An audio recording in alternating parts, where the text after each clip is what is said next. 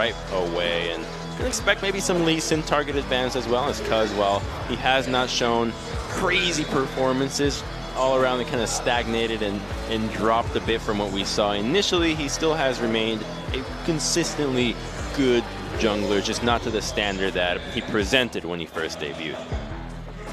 Yeah, definitely had some hype coming in and was playing pretty good, but we actually have a Cassiopeia ban. And if you guys were watching the first series, we saw Faker go head-to-head with Kuzan in the mid lane against the Galio with that Cassiopeia. So maybe Longzhu threatening that pick for BDD. Exactly. Now it's likely that this meta has transitioned into Galio being answered by the Cassiopeia, as you're talking about. So saying, are you going to ban Galio if you don't have Cassiopeia as an answer? Ever still have one more ban in the table for them, and Syndra no longer available, so really testing the waters for Ever here. Are they gonna risk the Galio to go through? They've paid for it before, and they're not gonna do it again. Yeah, definitely do like the ban.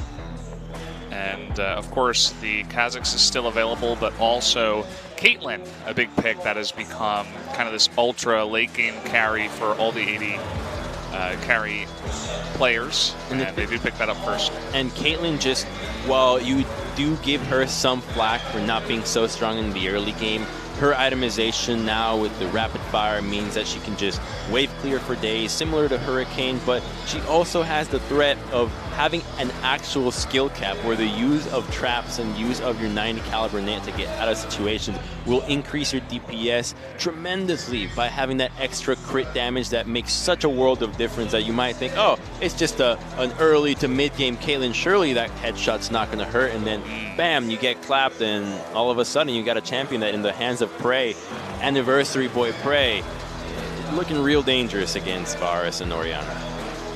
Yeah, Orianna picked up here for Septid. So far he's 0-4 on it, but he's had some good games on the champion regardless of what his overall score is. I think it's mainly just a team issue and his team losing while he's playing Orianna rather than his play. And that's the deceptive thing about League and stats. The winning team will always have them be inflated, while the losing, it becomes nearly impossible to tell the full story just by looking at the numbers. And we started off with Septid having an outrageous KDA, and now it's in the dumpster. But it's not a tale to his play. While he hasn't been playing as hype as it was when we came in, understandably so, the morale of the team still needs to catch back up to the performances that I'm sure they expect to bring back, and they're trying things out. They're bringing in Ella, they're making sure that they maintain their freshness and see what works on the Rift for them. And to be honest, last time against Samsung, Ella worked better for them than what we had seen from comeback from most of the games. We do see the Kha'Zix, or Kha'Zix, as he is 4-1 on this champion right now, being picked up for Cuz, and Talia pick here for BDD. So no Zed, no crazy picks for BDD this game, but Talia has definitely been a hotly contested mid laner nowadays here in summer. It's curious to see Longzhu prioritize the Kha'Zix over the Lee Sin right away. Lee Sin being a more powerful early game jungler. However, if they plan to transition to a point where you're offering the most assistance possible for maximizing Caitlyn's efficiency, having Kha'Zix with your evolved spikes will be that pick for you, because you can keep everybody at bay, keep them in check, make sure that the range of Orianna never truly threatens, and it gives you that early game 1v1 skirmish to nullify whatever Malrang has, as Kha'Zix is one of those crazy find the opposite jungler, consume him, evolve, and then take over. Yeah, I would have to agree. It is, a little bit strange, but Cuz definitely favoring that Kha'Zix pick. I feel like against Malrang, maybe you want to pick up the Lee Sin because he's played it 5 times so far and shown that it's his favorite jungler, but still going to go with that comfort of the Kha'Zix. We're into the second banning phase now. Fiora and Thresh banned out here by Ever8, whereas Kled is the first ban for Longzhu. Thinking about their second one will be the Shen up in the top lane. And I imagine that Braum is going to be a hotly contested pick here, as the synergy with Prey's Caitlyn will be ridiculous, especially against Orianna. Remember that ball does not get past Unbreakable, so Orianna's game plan has to shift considerably when you're dealing with a Braum on the opposite team. And then if a champion like Lee Sin is to go into the mix, he can always get popped in right away, proc the stun in a matter of seconds with the attack speed that Caitlyn does bring to the table. So I expect Braum here as a support, maybe even the Tahm Kench, but it just doesn't seem. Okay, there it is. Braum or TK. They're thinking about it. So far, they're hovering the TK.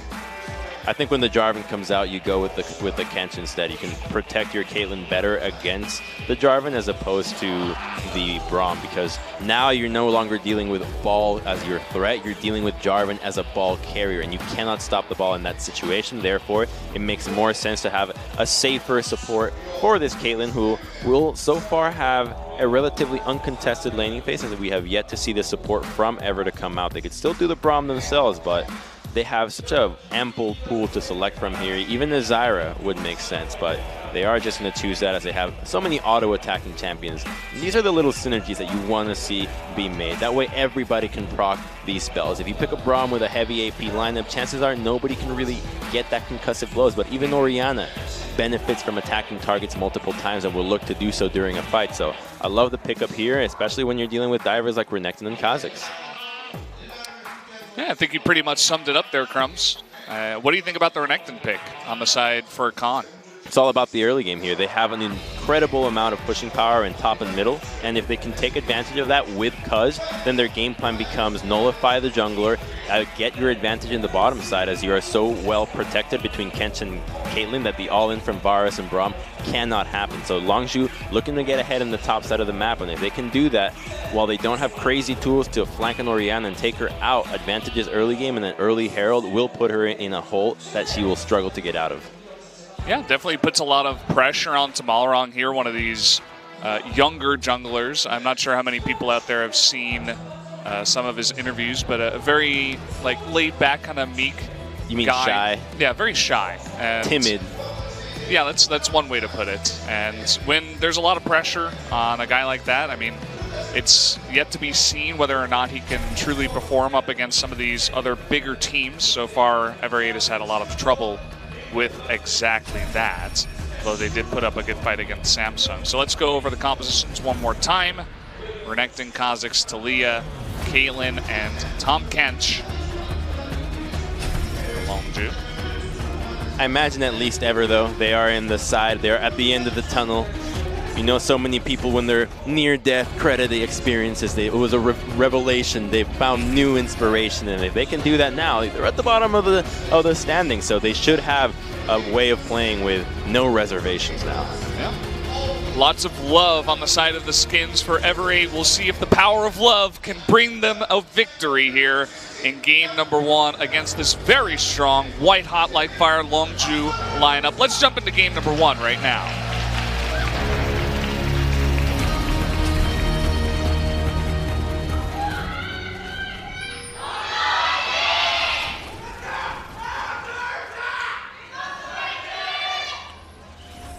Wow. Okay. That's a first.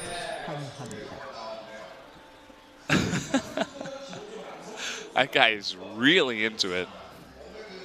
Generally, it's a nice little change from the female cheerleader. We got a pause to start as the refs My eyes sprint. BDD's like, hold on, guys. I need to pause. I need to yawn. It seems like it's a problem with Khan's computer. It's a tactical pause. Yep, as I was suspicious, it seems like there's a problem with Khan's computer. Gotta say, your intuition on identifying the problem of computers has been spot on. Yeah, I mean, I'd imagine the top laner's always in the same spot. And when the refs run to that one spot, you can see them do exactly that. It's not too hard. Don't tell us a true magician never tells his tricks, Brendan. I revealed my trick. Sorry, guys. You just pay attention? Is that it? I just watch the screen in front of me. It's as easy as that. We don't know exactly what the issue is. Oh, that sounds like Windows 10 telling me that the internet can't connect. Oh, we don't know what it is, but yeah. Would you like to troubleshoot? Yeah. Oh, And you're like, yes, and you wait there for 2 minutes. It's like, we couldn't detect any issues, or it's like, we could not find a solution to this problem. Restart the router. You restart the router. We've identified an issue with your router. It's like, I hate those issues. that has literally never worked for me. So Khan says because he spent more time loading, his in-game clock was behind. And, okay, I suppose if that is true, you would like to have your clock be on the same time as your teammates. I didn't know that was possible. That sounds like an easy enough fix to just go for a remake or a relog. So it shouldn't be any crazy amount of time for this pause. Like, just restart the game if necessary. We've only wasted 45 seconds. Most of us do that anyways, just at home, trying to not get out of bed. You wake up and take hours watching TV, watching videos, memeing, thinking of what memes to come up with next.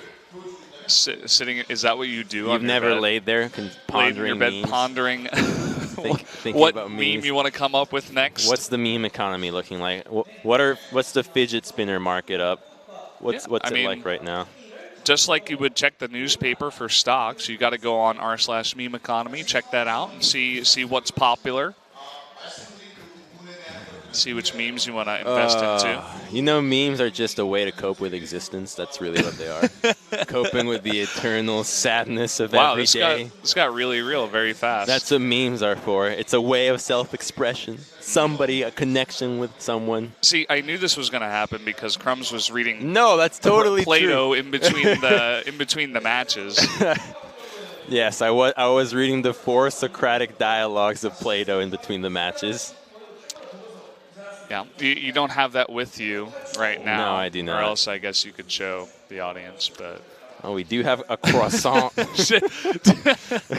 you want to show it off for the audience again? Open up the lunchbox, baby. Here you go. This is all in praise, honor. Oh, yeah. What angle? The fans are watching, like, what the hell is this guy doing? It's, yeah, you gotta give him credit, you know. Shout out to the fans who... do give all that stuff to you know, casters. These guys sit there and they play all day. It makes an impact in their lives, believe it or not, as minor as the gesture might be. For playing all day, you think about solo queue, and then your effort is truly rewarded just right at the end. But when somebody makes your day like that, they remember things that you even as a player don't remember. Yeah. It strikes a chord. It's like that time you signed the baby, right? Yeah, but I was much younger then and definitely did not care about those things at the time. That's true. Did anyone give you any presents for your anniversaries in pro gaming, Crumbs? Oh, no. I think people celebrated. There was kind of like is it going to be over? What? It's like Wait, another when are you one. going to quit it's pro like gaming? Another one, yeah. Wow, that's pretty harsh. I don't think I ever... I think gifts always came as a side, like a thing for the entire team. And they're like, I guess you're part of it. Here, you have something as well. That's kind of sad. I don't need gifts that much. How did you let go of those feelings? Well, to be fair, I do think that maybe somebody did give me something I didn't remember. Okay. Yeah. Probably did. And guys, there's good news. The pause is over. We don't have to talk about philosophy anymore, although it was fun while it lasted. How fitting. Longzhu is, or rather Khan is running Renekton skin. What? There's Renekton skin? Renekton. He's a toy, like a wind-up toy? Yeah. That is amazing. That's the Korean name, at least. I don't know. Oh, it's not real? I thought it was kind of like a Clockwork Gangplank and Clockwork Shake or toy. It might be Clockwork Renekton in English. I don't know. Oh, it doesn't look like I see what you mean. He's like I've seen this one before. It's a battle figure. Is that the name? Battle Figure Renekton? No, it's like a collectible. I see. Well, it's Renekton in Korean, so that's what it is. Well, looks pretty cool. Just like the mirrored start from both these junglers, red into the Raptor camp with only a blue ward from Longzhu to scout out Malrang's route. So right now, BDD is going to just check the Raptor camp, or at least ward the exit to it, making sure that an invade or a level 2 gank is spotted, as we actually have seen teams take a liking to the level 2 ganks. Anytime that a pattern is set and nobody starts ganking level 2, the second one guy starts doing it, you have to respect it 24/7 as it enters the minds of every other team. Yeah, it's pretty annoying, but you can definitely work around that, doing exactly what you said, throwing down those wards. It's League of Legends. You got to stay frosty. The second you let go, it's the second that you're going to get caught off guard, and big advantages will be bled from you. Oh. Ugh. Gross. All right, so he misses a couple of CS, and the pressure from Renekton is perhaps getting to him. Wow, that was a huge trade in favor of BDD, but he lost the cannon, so I don't want to say anything else good. He could have gotten the cannon right at the end, but not a huge deal, as so far the junglers are not. I know. I'm usually crazy for cannons, but the junglers are in no position to gank for quite some time, as they're both distracted on the opposite ends of the river.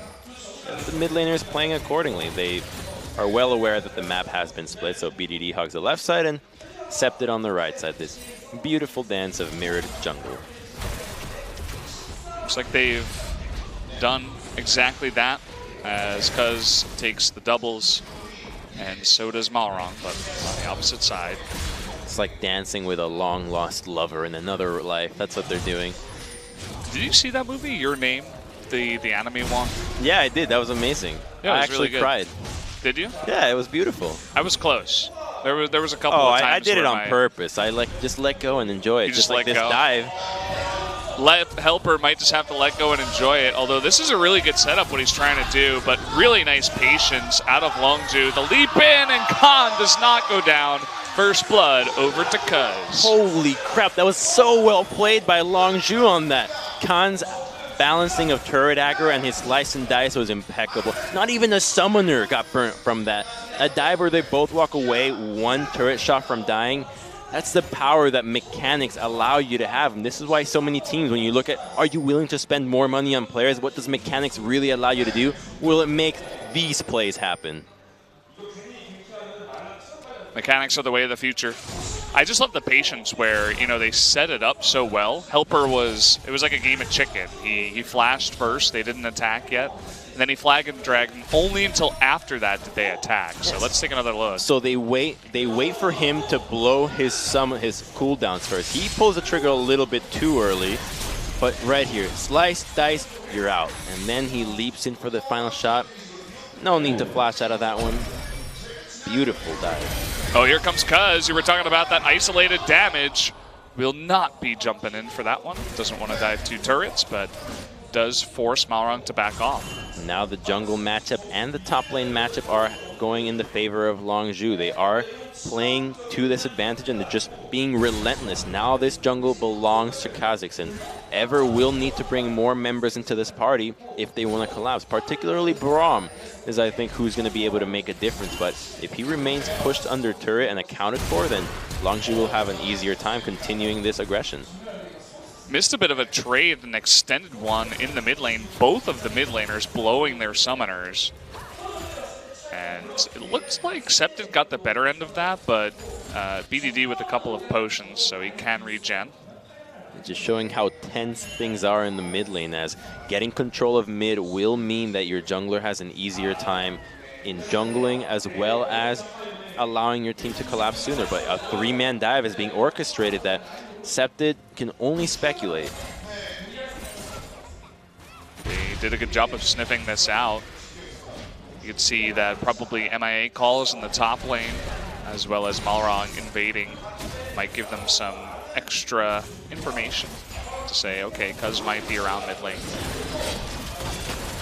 And now the map split is reversed, where the junglers now are back to their respective sides in the red side jungle, and this means that Ever is at a bit of a disadvantage, as they did lose that first blood in the top side. So now they're going to find themselves with a bit of the losing side for this newly accounted for split map. And as such, now Kha'Zix gets to have an opportunity to enter the blue side, control the blue buff. And if they can deny a blue buff after this Orianna on the dive and the pressure they have bottom lane, it will signify the pressure on mid and bottom, potentially losing a first brick real quick. You can see that BDD was thinking about that Weaver's Wall down into bot lane, but decided against it. Because with this jungle item finished, we'll start the Mountain Drake. Here comes Malrong towards the bottom lane, and actually, Cuz will jump off of this. The ward does spot him, and look at that damage chunked to about a third health.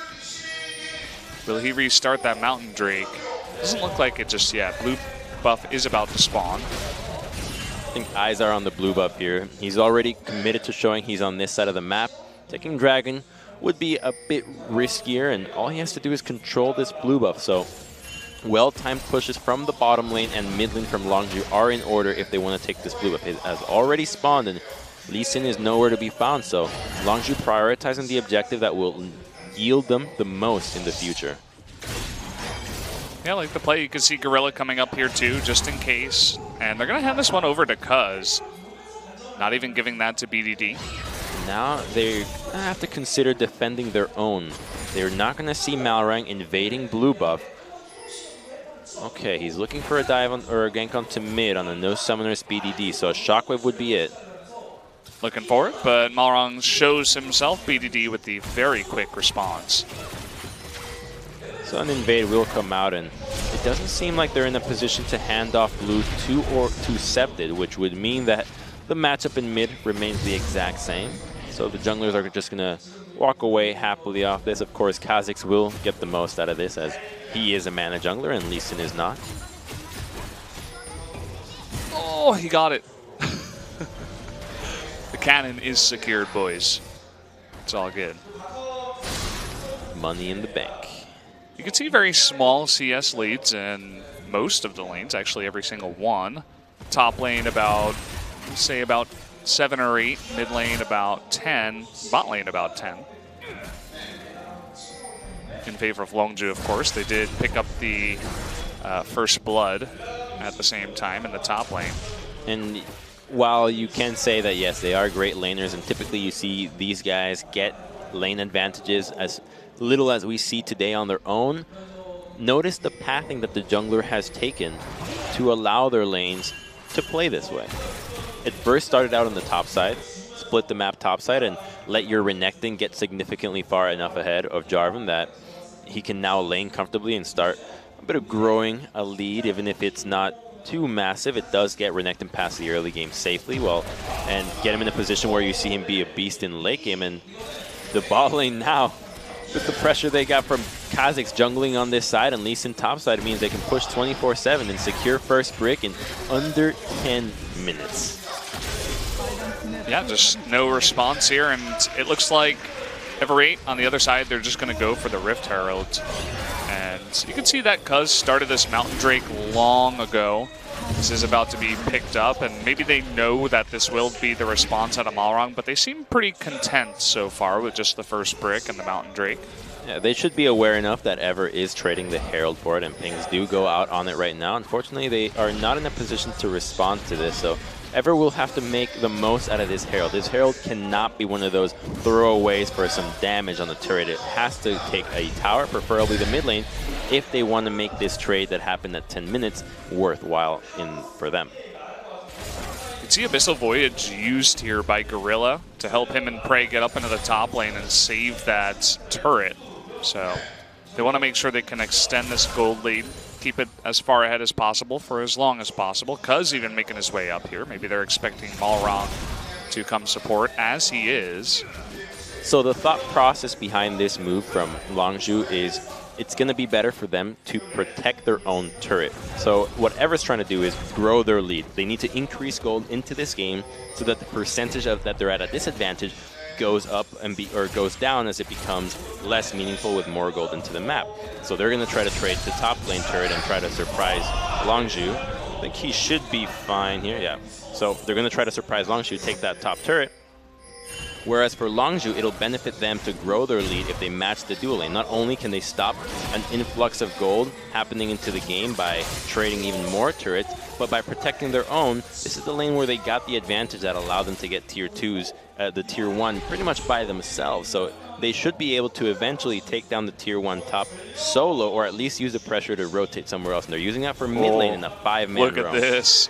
5 members into the mid lane. Septed, you're surrounded. I hope you have some kind of escape plan. He's going actually towards the bottom right, and he will get out. The teleport comes on in from Helper, and all of a sudden Longzhu are the ones that are on the escape. Cataclysm is going to be used with the shockwave. Good flash there by Prey to get out of harm's way.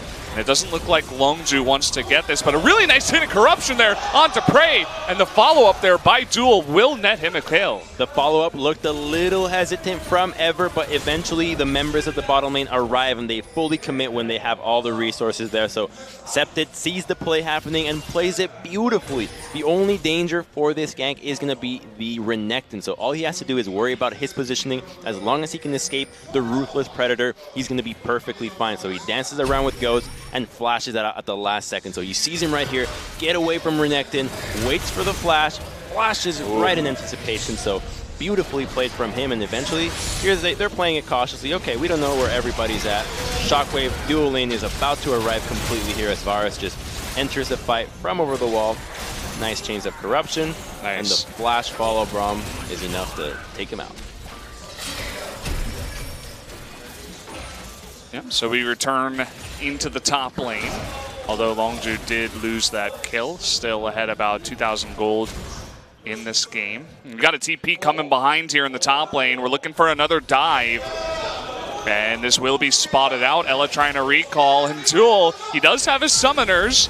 Khan going in for the stun, waiting for that flash. The exhaust coming out from Ella, though. Will it be enough damage? The answer is no. In comes Talia, though. Looking for the knockup, won't happen. Eats 2 turret shots and doesn't get the kill. Meanwhile, Ever8, they're going to be pushing mid with the Rift Herald. The kills escape Longzhu as they pull the trigger too early, but a poor use of Rift Herald is not going to be able to yield them this tier 1 without a conflict. Longzhu is collapsing, so we might get a fight now.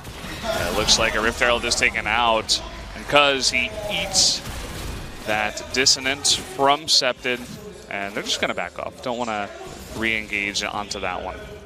They get out, but they do manage to get that tier 1 turret. So while the Herald use looked questionable, it did get the turret. As, pardon me, Longzhu commits to the top side, but I was a bit too eager for that attempt, as the bot lane from Ever was so low, and considering the recalls, they likely could have waited a little bit longer. Make sure that Talia could have participated in that gank alongside Renekton as opposed to one after the other, and likely secure those 2 kills and maybe even present the opportunity for a 2-turret trade there for Longzhu. However, not all is lost, as they at least got summoners out of the dual lane. They do pick that up, and you do see, looking at some items here, looks like Prey perhaps going into that Infinity Edge after the Zeal. Blade of the Rune King finish up here for Duel. And double Tiamat on the side of Ever8 for the top and jungle. Don't see that all too often on the Lee Sin in competitive. Yeah, he started it off with it, just wanted to farm away and didn't make the most out of it, as he still is 0-0-1 with Flash, so not many plays being made, as Longzhu has been in the driver's seat for dictating the pace of this game, and their dual lane recalled to mirror the one from Ever, not because they know that they want to match the dual lanes, but because of this upcoming dragon. 30 seconds from now, it's an Infernal, and considering the carries that both teams are packing, this dragon will be worth dying for. That's what I like to hear. No Cloud Drakes, no Ocean Drakes. Only fire, only the Infernals for us. Fire and ground. And it looks like Longzhu, they have pretty good control over this area. The Scuttle Crab was taken by Ever8, but it did just end. Tongue Lash going to land onto Ella here, just trying to deny as much vision as possible. We do have the Weaver's Wall about to come up, so they could use that to zone out Ever8 if they do try to come on in. You could see Khan coming up from the top lane. Doesn't have his teleport, needs to be close. And Malrang getting close enough, he will steal it with the smite. Oh boy. Malrang with the big steal, taking that Infernal away from Longzhu. What a cheeky steal there. Max range smite, not even phased. He knows just what he did and how meaningful this is going to be. And the commitment that Longzhu had all of a sudden goes to complete waste with just a quick ward hop from Malrang. So great use there. Sonic waves onto Gorilla and immediately gets out without any summoners spent. No commitment. The vision just wasn't even there. So that's what mechanics are all about. This is why having high mechanical players is always important when you balance it with smart decision making. Does that mean eventually we'll just replace them all with robots? Yeah, actually. that will be the case. It's kind of scary. There's a reason why, like, in chess and Go, robots always win. Just a late smite from Cuz. I mean, doesn't look like he even used it. Gorilla tried to walk forward to minimize the distance at which the resonating strike would follow through, but not quickly enough, and Tahm Kench isn't the fastest member in doing any of that. Next Drake will be Cloud, so it seems like both of the teams kind of got one color. One gets Mountain, the other gets Infernal, and we'll kind of just go from there using those advantages. And as you said before, the Drake's just a small part of this game. Definitely still have to execute. And it's now all going to be about cracking tier 1 for Longzhu. Staying straight into the mid lane is not going to do it, so they're going to have to control 2 lanes. They've decided that the bottom side will be the second lane for them, so pushing out this wave will be important if they want to crack out mid lane. However, notice the control ward in the bottom side for Ever, right at the bot lane wards. That ward, here he goes, it's at the try. Okay, coming in on the try brush, in comes Helper from behind. Septed trying to get on in here. Cuz will take the blue. The teleport from Khan is a little bit late. Gorilla locked up, and the nice chain of corruption. Look at that kick straight into Ella from Malrang. Cuz getting extremely low, but the damage is turning back. Double kill now for Duel. He's somehow still alive, but now the big shockwave onto BDD. He's still very, very healthy, but so is Septed. The flash forward! Septed trying to take this fight into his hands. Now it's Septed against BDD. Who's going to win? Septed with that red buff does slow him, and BDD is out of mana, but he can't get close enough. And Khan just almost obliterates the fight. The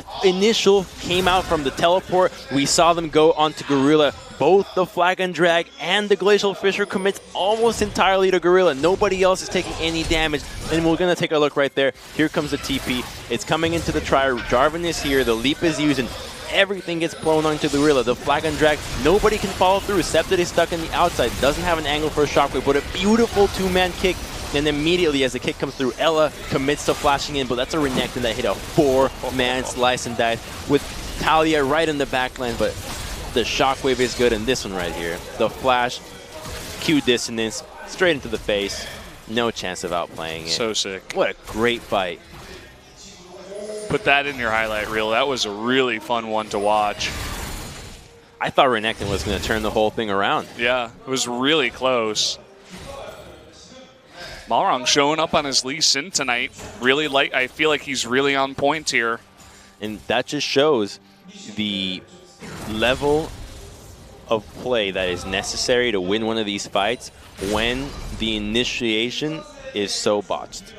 When so much is used on an insignificant target on a fight, such as Tahm Kench that early on, not to say that the Kench isn't insignificant, but without anybody to pop him right away, it does become misuse of those abilities. That you need that crazy play from Septed, that flash 2-man kick from Malrang just calculates the geometry in his head and finally pulls it off. Had those plays not happened, surely Longzhu would have wiped the floor with Ever. Yeah, looked like it. Khan, was a little bit later on the teleport comparatively, but he made it just in time for everybody from Ever8 to be grouped up, and Gorilla very confidently just waddles up to the tri-brush. Gets a couple of spells. He's tanky. He's got his Merc Treads now, so getting caught out by Braum and Varus would not take nearly as long, as is probably tanky enough to survive quite a bit of punishment from these two. Bunch of pings going down into the mid lane. As Gorilla, again, just swaddling up, not doing too much. Ella leading the charge here with the Unbreakable, cannot get the knock up. Both of the ultimates miss. What? Yeah, they really want to get Tahm Kench, but the carries aren't there. I don't think they're looking at Mercury Tread purchase. He does take a while to go down. There is exhaust on him as well. So he's not the easiest member to go for. And so instead of looking for the Tahm Kench, which is a viable option if you have multiple members there to pick him off right away, as opposed to on the max range of a Glacial Fissure, look for the targets that don't have Tahm Kench near him, such as Talia. Talia. I mean, if you can pop that Banshee's Veil, it's definitely not too tanky. Has a bit of extra health from the extra Dorans and the Haunting guys, but still, as you said before, it's just a bit of extra health. When you have Varus with Piercing Arrow and you have a Luden's Echo on Orianna, I think hitting the Banshee's Veil shouldn't be that difficult. Gorilla trying to go hardcore in by himself. No one joins the Abyssal Voyage, and at least I suppose he gets the Shockwave out of Scepted, but just a small trade there. See, that's how much damage Orianna does to him by himself. If Varus was there, chances are it would not have been enough if Chains of Corruption were not used. So it just shows the commitment that it takes for the Tahm Kench to go down. Okay, we got the two dual lanes coming in here. BDD going to make it an unfair fight, but Helper looking to even it up. 3v3, and the teleport coming on in. Make that 4v3, and the trade here in the river. It looks like Cuz has found Scepted. Can Scepted trade it back? No, is the answer. Cuz with his X-Drinker will have enough survivability to take out that very squishy Orianna. He sure would have wished he had Shockwave right there, and as such, Cuz punishes him immediately. A no summoner Orianna cannot escape the grasp of a level 11 Kha'Zix.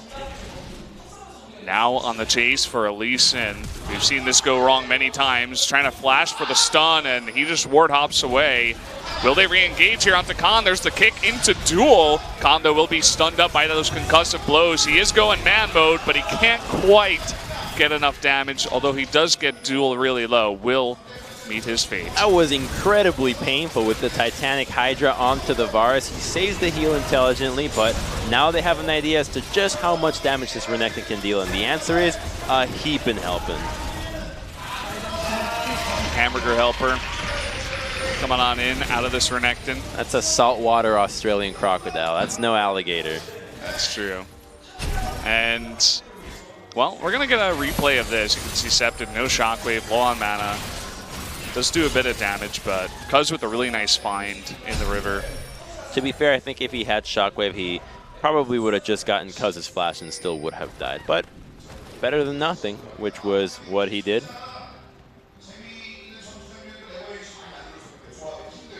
Well, we're sitting here at not too big of an advantage for Longzhu. They have only about 1,000 more gold. And that Infernal Drink is going to scale ever more so as we go later and later on into this game. The Jarvan getting nearly extremely tanky, has that Black Cleaver nearing that Gargoyle Stone Plate, whereas the Renekton, as we usually see it happen, unless a Freak is playing it, it does tend to fall off. Ever with a bold move here, going for control of red side when they have no access to the bottom lane and are just barely clearing out the middle wave. Longzhu's in a position to just take Baron, and they're not going to hesitate. They're just going for this. There's no vision. Double control wards. Ella is slowly making his way in, and finally they see, but there is the Weaver's Wall. Gonna lock out everyone and knock Ella into the pit all alone. There is going to be him jumping over the wall, though, to safety. Has to use his flash, but again, kind of just a free Baron there for Longzhu. What the hell was that from Ever? Why are they going to the red side at post 25 minutes? Give up complete control of Baron when you have a Kha'Zix in the enemy team that can just obliterate Baron.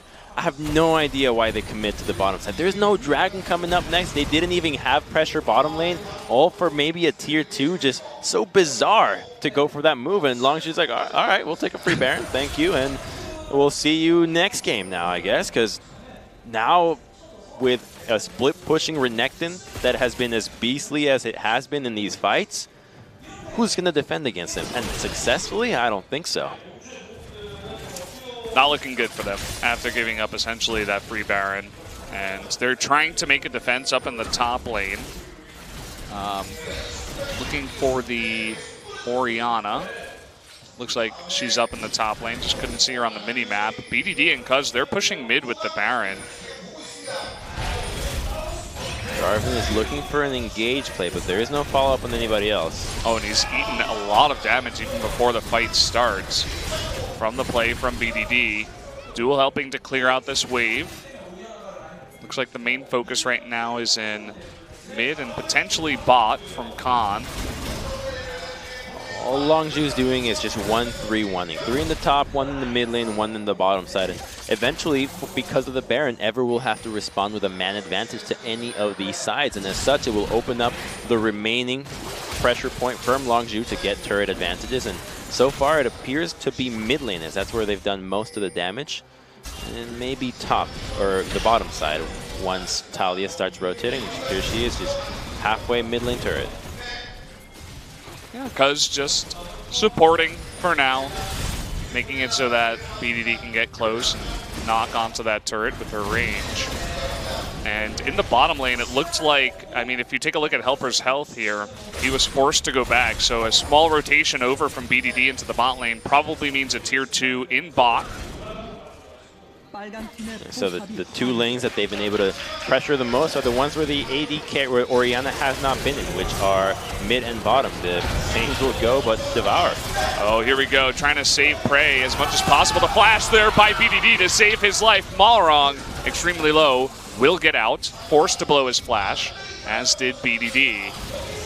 But a nice disengage there by Longzhu. They get the summoners out of BDD, so that's what they can count for in the next couple of fights. The Weaver as well will block a couple of members out. A little bit early, but still just kind of hurting them in. Shockwave onto summonerless BDD, but stepping on a trap is Scepted, going on in his Khan and jumping in his Cuz at the same time. Big Cataclysm, but just to save the rest of his team does help her. And they knew that Renekton was flanking, but the Shockwave was used onto the solo BDD, and as such, they have no chance of killing anybody in that fight. Renekton goes for the flank, and Scepted, without anybody to protect him, just gets deleted by Khan, and Cuz flashing in for the final auto for the secure onto the kill. And now this Orianna is even more behind than she was, and she's the main stall tactic for Ever this time around. And to lose an inhibitor pre-30 minutes is dangerous for them to stall this one out. Yeah, and they already lost that inhibitor, but now they're going up against double Mountain Drake.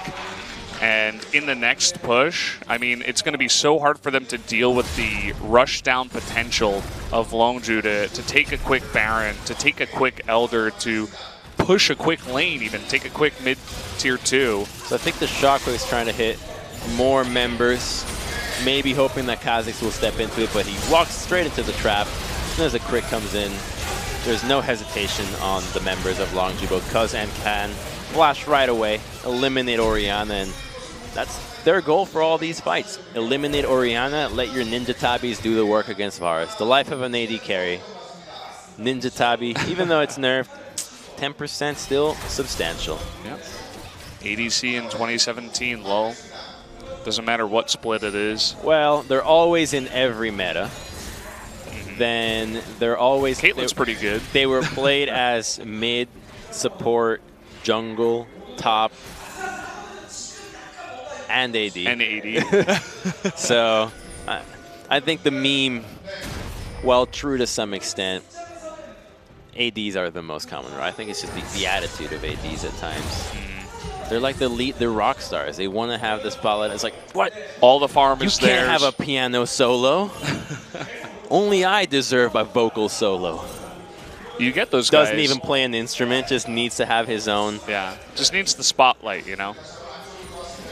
Prima donnas of League of Legends are the AD carry players. Look at this, Cuz they know where he is, and he seems like he kind of knows he was going to check anyway. Trying to hop away Redemption, and the plans will keep him alive easily. And the Chains of Corruption a little bit too late, but the idea was there forever, waiting for a pick while defending the vision of the red side. That's where the next pressure point's going to be. It's going to be about that Baron in a minute 20. In the meantime, Khan just Oh, power diving helper, just chunking him out. Fortunately, can't go back in as red buff is still on Jarvan. Tom Kent alone zones out 3 members of Ever8. And look at this, as you were saying, I mean, this Renekton is just hell for this Jarvan to deal with right now. Yeah, this is what was going to happen. Once this Renekton got going, this Jarvan does not stand a chance. They don't have anybody that can defend against him, so they need to keep sending multiple members to deal with this guy. They're sending 4 on the entire wave, but they're giving up the tier 2 top side. They're going to give up all the vision of the red side jungle, which with the double mountain that Longzhu has, it's going to be a quick Baron for them to take in the next 30 seconds. So they push, retreat with 5 seconds till the Baron spawns, and voila. Okay, they're trying to go 2v1 here onto Khan, and they might be able to get this with the Cataclysm. It looks like they will. So a small victory here for Ever8.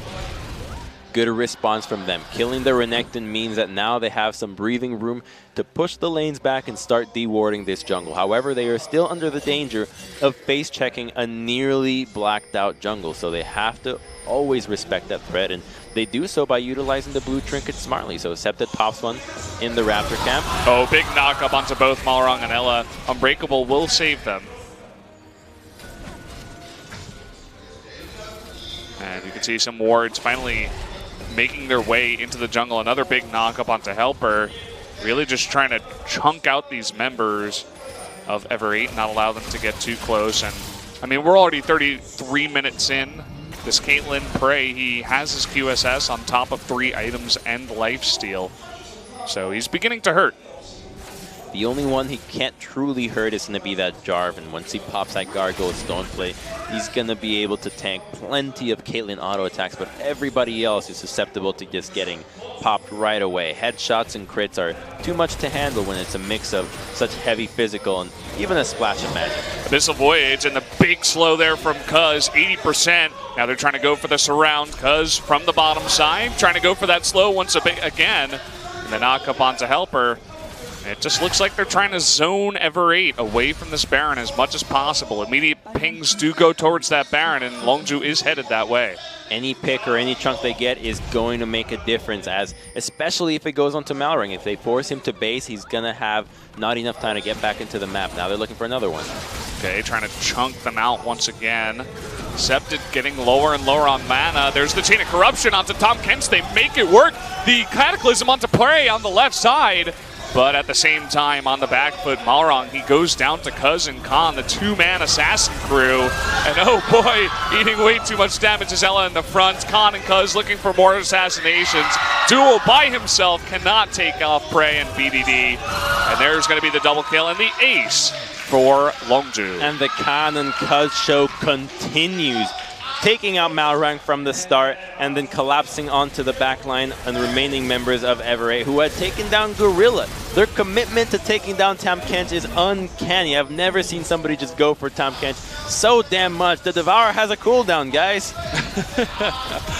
Yeah, it's maybe they have to mix up their strategy going into game 2, but that's going to be a pretty one-sided victory here for Longzhu in game number 1.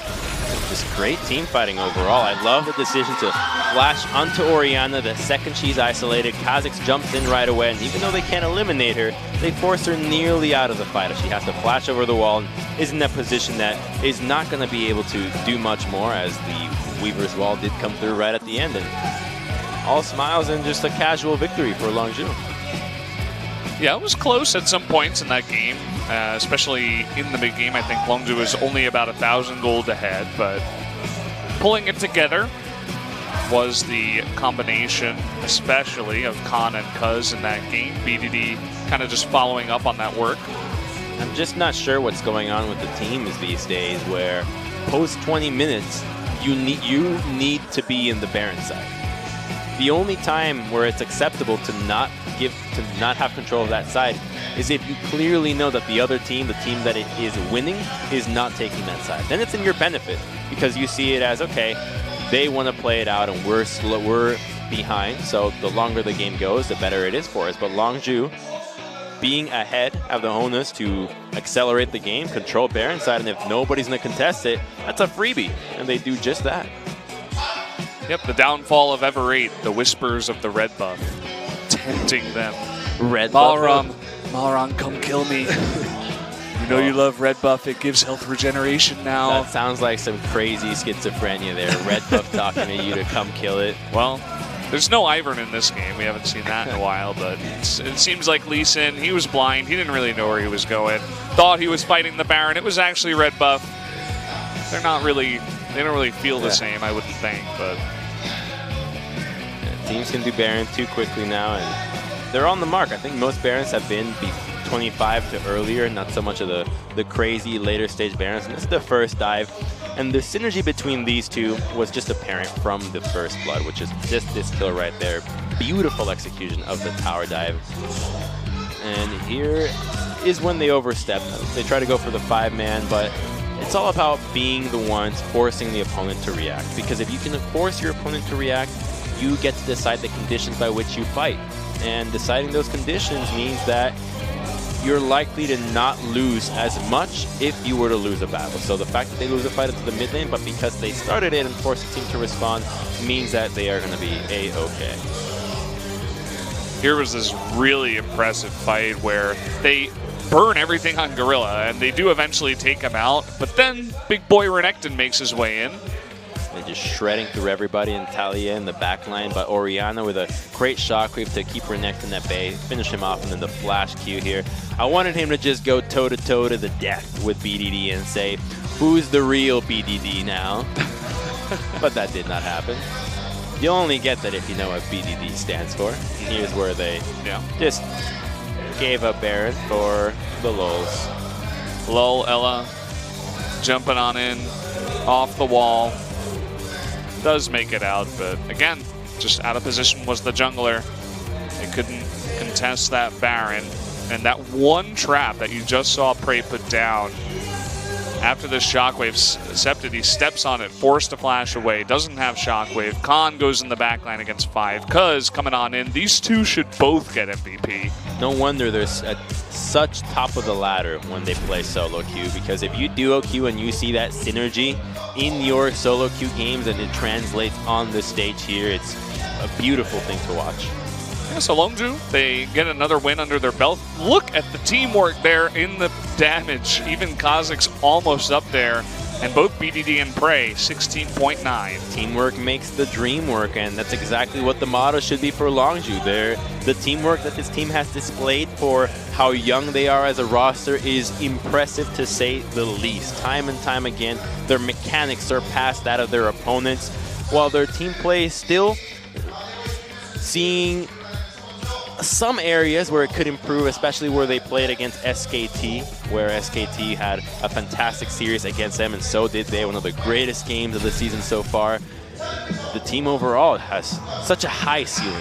Yeah, they definitely do for sure. But guys, we're going to take a look at game number 2 after another quick break. Join us in a few.